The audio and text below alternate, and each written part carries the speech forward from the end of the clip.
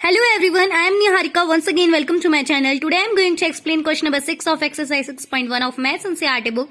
So here the question says it is given that angle XYZ is equal to 64 degree and XY is produced to point P. Draw a figure from the given information if ray YQ bisects angle ZYP, find angle XYQ and reflex of QYP. So basically आपको इस question के लिए कोई भी diagram provide नहीं किया गया है, इसके लिए आपको डायग्राम खुद से ड्रॉ करना पड़ेगा. उसके लिए आपको जो है इन्फॉर्मेशन क्वेश्चन में गिवन है. So let's get started. हमें क्वेश्चन में दिया था कि एक्स वाई एक लाइन है जो कि प्रोड्यूस की गई है 2P. ठीक है, मतलब यहाँ पे y आपका मिड पॉइंट है x और p का. ठीक है, ये बन जाएगा इस तरीके से x, ये हो जाएगा p एंड इसका सेंटर हो जाएगा y. मतलब हमें क्वेश्चन में गिवन था कि एक्स वाई थी एक लाइन जो कि p तक प्रोड्यूस किया गया है, p तक बढ़ा दिया गया है. राइट, अब ये जो लाइन सेगमेंट बनती है इस पे और ऑपरेशंस करने होंगे. जैसे क्वेश्चन में कहा था इसमें एक रे YQ बन रही है जो कि एंगल ZYP को बाइसेक्ट कर रही है, तो मैं उसको भी ड्रॉ कर लेती हूँ. मतलब यहाँ पे एक ZYP जो था एक एंगल बन रहा था इस तरीके से, ये बना एंगल ZYP, यहाँ पे हम Z लिख देंगे बना. अब इसमें क्या बोला, YQ ने उसे बाइसेक्ट कर दिया इस एंगल को, तो इसके सेंटर में एक और रे बन जाएगी जिसका नाम हो जाएगा YQ. ठीक है, मतलब आप देख सकते हो इस तरीके का डायग्राम बनेगा. इसमें कहा था ZYP एक एंगल है जिसको YQ ने करा बाइसेक्ट एंड हमें क्वेश्चन में गिवन है XYZ की वैल्यू है 64 डिग्री. एंड अब आप देख सकते हो कोई भी अगर रे किसी एंगल को बाइसेक्ट कर देती है तो वो उसे इक्वल पार्ट्स में ही बाइसेक्ट करती है. तो इन दोनों की वैल्यू तो हमें गिवन है नहीं, तो इनकी वैल्यू हम ले लेते हैं, एज्यूम कर लेते हैं एज A. ठीक है, इन दोनों की. अब दोनों की A कैसे हुई, क्योंकि मैंने आपको अभी भी बताया कि रे जब किसी एंगल को बाइसेक्ट करती है तो वो उसे इक्वल पार्ट्स में बाइसेक्ट करती है, तो इसलिए दोनों की वैल्यू सेम रहेगी. Right, so let's get started with the question. अब आप यहाँ देख सकते हैं जो हमारा डायग्राम था उसमें ये तीन एंगल्स जो हैं एक स्ट्रेट लाइन पे बने हैं. अगर तीन एंगल्स स्ट्रेट लाइन पे बने हैं तो इसका मतलब ये तीनों जो है एक लीनियर पेयर बना रहे हैं इस तरीके से. राइट, सो इससे क्या इक्वेशन फॉर्म हो सकती है, angle XYZ plus angle ZYQ plus angle QYP is equal to 180 degree. क्यों है 180 डिग्री के एंगल के इक्वल, क्योंकि रीजन हमें देना पड़ेगा विच इज लीनियर पेयर की वजह से ये 180 डिग्री के इक्वल हो गए हैं.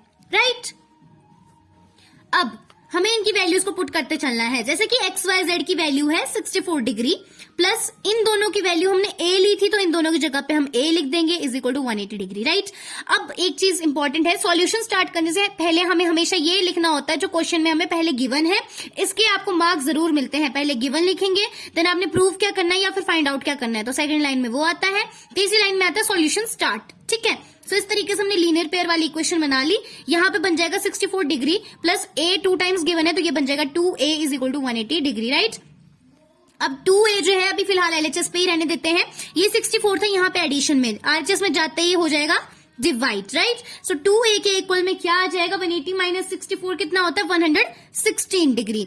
नाउ 2A जो यहाँ पे था मल्टीप्लाई में RHS में जाते ही हो जाएगा डिवाइड, तो ये 116 जब 2 से डिवाइड होता है तो हमारे पास कितना आ जाता है, 2 1 2, यहाँ पे हो जाएगा 2 5 10, 2 8 16. सो इस तरीके से A की वैल्यू आ जाएगी 58 डिग्री. राइट, तो मतलब ZYQ और QYP दोनों की वैल्यू ही 58 डिग्री है.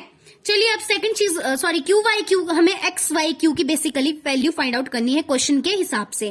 तो XYQ कौन सा एंगल था, ये वाला एंगल, यहां से लेकर यहां तक. राइट, तो मतलब जब हम XYZ को ऐड कर देंगे ZYQ के साथ तो हमारे पास ये एंगल फॉर्म होता है. तो चलिए इसके भी इक्वेशन बना लेंगे, angle XYZ plus angle ZYQ is equal to कितना हो जाएगा, वही तो हमें फाइंड करना है, किसके इक्वल है. वैसे ये बेसिकली कौन से एंगल की इक्वल है, तो एंगल XYQ जिसको हमें फाइंड आउट करना है.